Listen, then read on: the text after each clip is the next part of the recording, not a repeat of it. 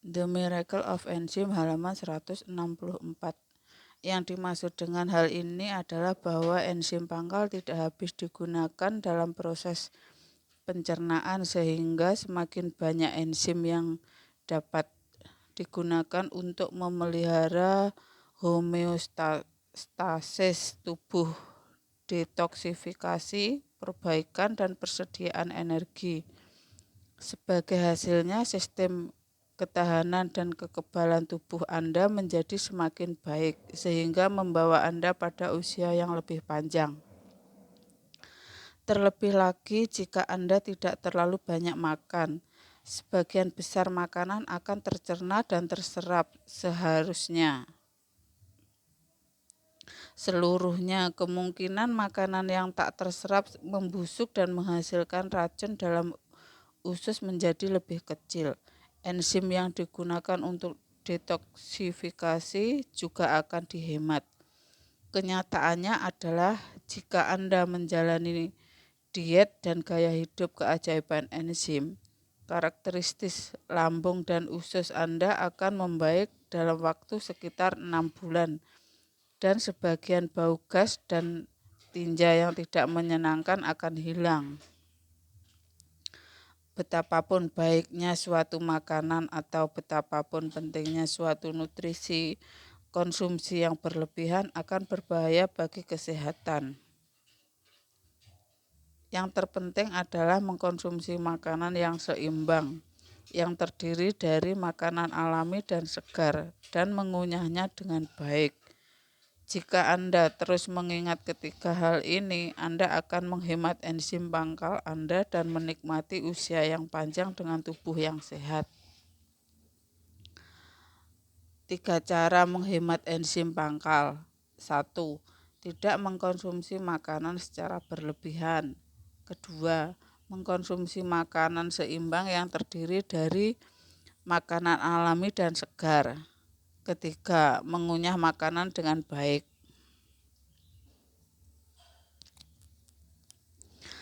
Tidak dapat tetap sehat dengan mengkonsumsi makanan yang tidak enak. Dalam hal ini saya telah membicarakan makanan yang baik yang membantu mendukung kehidupan dan makanan yang buruk yang berbahaya bagi kesehatan Anda. Kunci perbedaan antara makanan baik dan makanan buruk adalah enzim dan kesegaran. Saya juga telah membahas tentang mengkonsumsi makanan baik dalam keseimbangan yang tepat dan bagaimana cara mengkonsumsi makanan tersebut. Melalui proses evolusi, manusia belajar cara memasak makanan. Kita telah belajar pula untuk menikmati dan mengawetkan berbagai jenis makanan. Di sisi lain, kita juga kehilangan enzim-enzim yang berharga dengan memasak makanan kita. Di alam bebas tidak ada hewan yang menyantap makanan yang telah dimasak. Terlebih lagi, mereka tidak mengkonsumsi makanan yang telah diproses atau diolah. Oleh karena itu, ada sebagian The Miracle of Enzym halaman 166.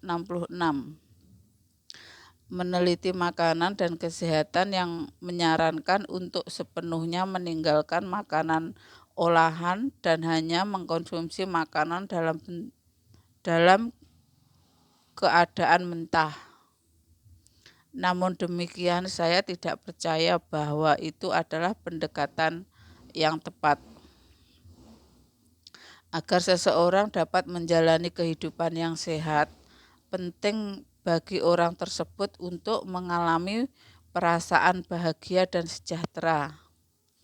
Bagi manusia, makanan adalah suatu sumber kebahagiaan besar. Anda tidak akan dapat menjadi sehat jika Anda memaksa diri menyantap makanan yang tidak enak. Oleh karena itu, diet dan gaya hidup keajaiban enzim menganggap baik kenikmatan makanan maupun kepatuhan pada diet yang pantas adalah faktor-faktor penting untuk menjaga kesehatan seseorang. Berikut ini mengulang kembali pokok-pokok utama gaya hidup saya yang berhubungan dengan makanan. Tidaklah terlalu sulit untuk terus menikmati makanan. Jika Anda mengerti mekanisme tubuh manusia dan hukum-hukum alam dan menjalankan pokok-pokok kunci ini. Cara termudah adalah dengan menjadikannya sebagai kebiasaan sejak masa kanak-kanak.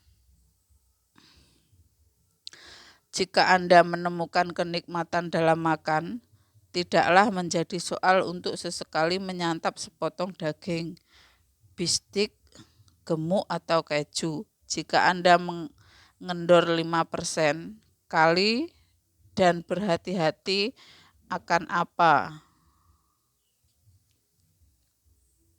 The Miracle of Enzym halaman 167. Diet dan gaya hidup keajaiban enzim. 1. Jagalah rasio 85-90% makanan nabati dan 10-15% makanan hewani. Yang kedua, biji-bijian sebaiknya membentuk 50%, sayuran dan buah-buahan 35-40% dan makanan hewani 10-15% dari keseluruhan. Yang ketiga, konsumsilah biji-bijian yang tidak digiling, yang secara keseluruhan membentuk 50% makanan. Yang keempat, makanan hewani sebaiknya dari hewan yang bersuhu tubuh lebih rendah daripada manusia seperti ikan. Yang kelima, konsumsilah makanan yang segar dan tidak diproses, jika mungkin dalam bentuk yang alami. Yang keenam, hindarilah sebisa mungkin susu dan produk-produk susu. Mereka yang tidak tahan laktosa memiliki kecenderungan alergi atau tidak menyukai susu dan produk-produk susu sebaiknya menghindarinya sepenuhnya. Yang ketujuh, hindarilah margarin dan makanan yang digoreng. Yang kedelapan, mengunyahlah dengan baik antara 40-70 kali setiap suapan dan usahakan untuk menyantap porsi-porsi kecil. The Miracle of Enzym halaman 168. Yang Anda makan 95% kali yang lain. Enzim pangal akan terus melindungi kesehatan Anda karena kesehatan adalah akumulasi kebiasaan-kebiasaan jangka panjang. Yang penting adalah menjalani gaya hidup sehat dan panjang yang dapat Anda nikmati.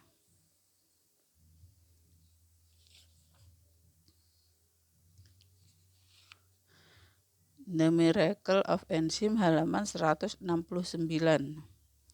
Kebiasaan kaum yang berada dan sehat. Selalu ada alasan bagi orang-orang untuk jatuh sakit. Kebiasaan makan yang tidak teratur, cara makan yang salah, gaya hidup yang berantakan, atau semuanya sekaligus. Sejak tahun 1990 di Amerika terjadi penurunan tetap dalam angka timbulnya kanker dan kematian akibat kanker.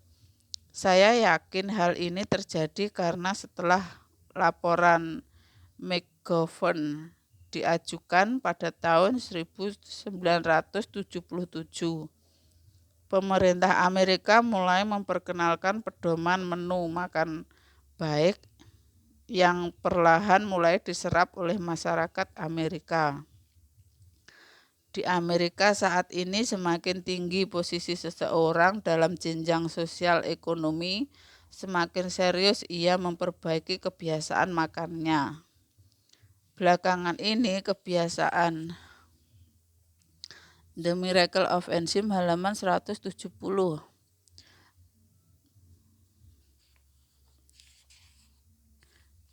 makan bangsa Amerika yang memiliki kekuatan ekonomi yang disebut kelas atas sangatlah sehat. Mereka mengkonsumsi lebih banyak sayuran dan buah-buahan.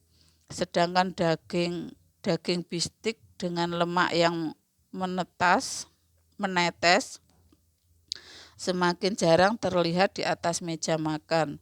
Oleh karena itu, semakin sedikit pula jumlah orang yang kelebihan berat badan dalam kelas sosial ini. Bahkan pada saat obesitas di antara rakyat Amerika pada umumnya telah mencapai tingkat epidemi. Konon di Amerika seseorang yang menderita obesitas tidak dapat menjadi presiden. Sebuah perusahaan banyak orang yang percaya bahwa seseorang yang bahkan tidak dapat menjaga kesehatannya sendiri tidak akan mungkin dapat mengatur jalannya bisnis sebuah perusahaan. Lalu, mengapa terdapat perbedaan kebiasaan makan antara kelas sosial ekonomi atas dengan orang-orang yang lain? Satu masalah adalah harga. Membeli makanan yang lebih segar seperti sayuran dan buah-buahan dan makanan organik yang tidak ditanam dengan bahan-bahan kimia, pertanian maupun pupuk kimia bisa menjadi sangat mahal. Biasanya yang terjadi adalah semakin baik makanan yang tersedia, semakin tinggi pula harganya. Sebagai hasilnya, di Amerika saat ini Anda dapat melihat terbaginya kelas yang sehat dan berada dengan kaum mayoritas yang tidak sehat. Saya yakin tren ini tidak akan berubah karena kebiasaan makan setiap kelas sosial diturunkan dari orang tua ke anaknya dalam kelas sosial tersebut. The Miracle of Enzim halaman 171. Sebagian besar penyakit disebabkan oleh kebiasaan bukan turunan. Banyak orang yang ketika memasuki usia setengah baya atau tua menderita penyakit yang sama dengan orang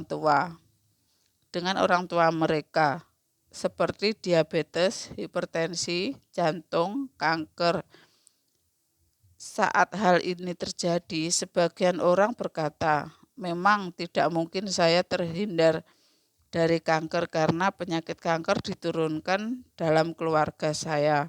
Namun itu tidak benar. Saya tidak akan mengatakan bahwa tidak ada faktor genetik yang berperan, tetapi penyebab terbesar penyakit keturunan adalah mewarisi kebiasaan yang menyebabkan penyakit tersebut. Kebiasaan di rumah secara tidak disadari terpatri dalam benak anak-anak selama mereka dibesarkan. Kesukaan akan jenis makanan tertentu, cara masak, gaya hidup, dan nilai-nilai beragam antara satu keluarga dan keluarga yang lain. Namun orang tua dan anak-anak yang tumbuh dalam rumah tangga yang sama memiliki kesukaan yang hampir sama. Dengan kata lain, anak-anak cenderung menderita penyakit yang sama dengan orang tua mereka. Bukan karena mereka mewarisi gen yang menyebabkan penyakit itu, melainkan karena mereka mewarisi kebiasaan gaya hidup yang menyebabkan penyakit tersebut. The Miracle of Enzim halaman 172. Jika mewarisi kebiasaan baik seperti memilih bahan-bahan makanan yang segar dan air yang baik, menjalani gaya hidup yang pantas dan tidak banyak minum obat, kelak anak-anak akan lebih mudah menjaga kesehatan. Namun dengan mewarisi kebiasaan yang buruk seperti mengkonsumsi banyak makanan teroksidasi, terlalu banyak bergantung pada obat-obatan dan memiliki gaya hidup yang buruk, anak-anak itu akan cenderung menjadi tidak sehat, mungkin bahkan menjadi lebih buruk daripada orang tua mereka. Dengan begitu, anak-anak mewarisi kebiasaan-kebiasaan baik atau buruk dari orang tua mereka. Orang dewasa yang sejak kecil diperintah orang tua mereka untuk minum susu setiap hari karena susu baik bagi tubuh, mungkin masih minum susu hingga saat ini dengan kata orang tua terpatri dalam benak mereka. Hanya dengan merenungkan sendiri, dengan berhati-hati atas kebiasaan-kebiasaan kita, menguji informasi nutrisi terbaik masa kini, dan bertanggung jawab, barulah kita dapat mewariskan kesehatan yang lebih baik bagi generasi selanjutnya. Kebiasaan dapat mengubah gen. Semakin tua seseorang, semakin sulit mengubah kebiasaannya. Terlebih lagi kebiasaan terpatri dalam benak kita semasa kita muda dan sering memberikan pengaruh yang kuat selama hidup kita. Oleh karena itu, penting untuk menekankan kebiasaan-kebiasaan yang baik kepada anak-anak sedini mungkin. The Miracle of Enzim halaman 173. Cukup banyak penelitian dan perhatian yang lebih dipusatkan pada pendidikan balita, perkembangan otak, dan pengasahan keahlian berkonsentrasi bagi anak-anak yang bahkan masih terlalu muda untuk mengingat berbagai hal. Jika melihat kesadaran masyarakat akan masalah kesehatan, tidak cukup banyak penelitian yang dilakukan. Pengembangan intelektual adalah pokok penting dalam pendidikan yang baik dan berbagai tujuan sosial, tetapi pengetahuan yang akurat mengenai bagaimana kebiasaan-kebiasaan yang berkaitan dengan kesehatan terpatri dalam benak anak-anak juga sama pentingnya. Bahkan jika Anda mengirimkan anak-anak ke sekolah terbaik, mereka tidak akan dapat menjalankan hidup yang kaya jika tubuh mereka tidak sehat. Sebagian besar rakyat Amerika mempercayakan makanan mereka pada rumah makan atau restoran cepat saji kegemaran mereka, kesehatan mereka pada dokter, dan mereka hampir tidak tahu apa-apa tentang obat-obatan yang mereka minum. Jika saya boleh mengatakan hal ini sebagai seorang dokter, terlalu banyak orang yang memiliki terlalu sedikit pengetahuan mengenai obat. Saya percaya bahwa kondisi fisik seseorang sebagian besar ditentukan oleh kedua faktor. 1. Apa yang Anda warisi dari kedua orang tua Anda, dan yang kedua, kebiasaan-kebiasaan gaya hidup yang Anda miliki semasa Anda tumbuh.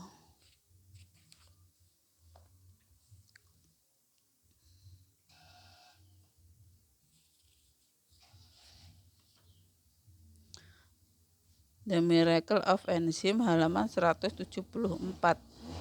Contohnya, jika orang tua Anda tidak memiliki cukup enzim untuk menguraikan alkohol, Anda juga akan kekurangan enzim yang sama. Namun, jika sedikit demi sedikit Anda meningkatkan jumlah alkohol yang Anda minum, jumlah enzim yang digunakan oleh hati Anda juga meningkat. Dan pada akhirnya Anda akan dapat mengkonsumsi alkohol dalam jumlah cukup banyak. Intinya, Anda membangun toleransi Anda terhadap alkohol.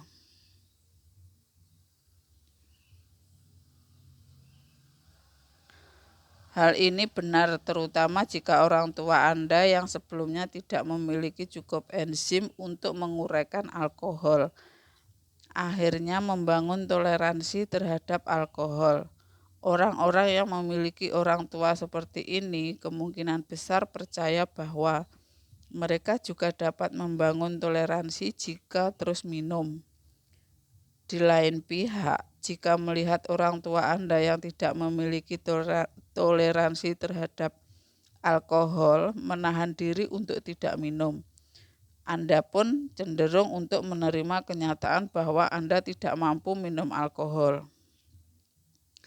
Ini mungkin memang bukan contoh terbaik, tetapi tetap saja pada kenyataannya, kebiasaan-kebiasaan baik akan mengalahkan gen-gen buruk. Walaupun orang tua Anda mungkin memiliki gen penderita kanker, jika Anda menjaga kesehatan, Anda baik-baik memiliki kebiasaan-kebiasaan gaya hidup yang bijaksana dan menjalani hidup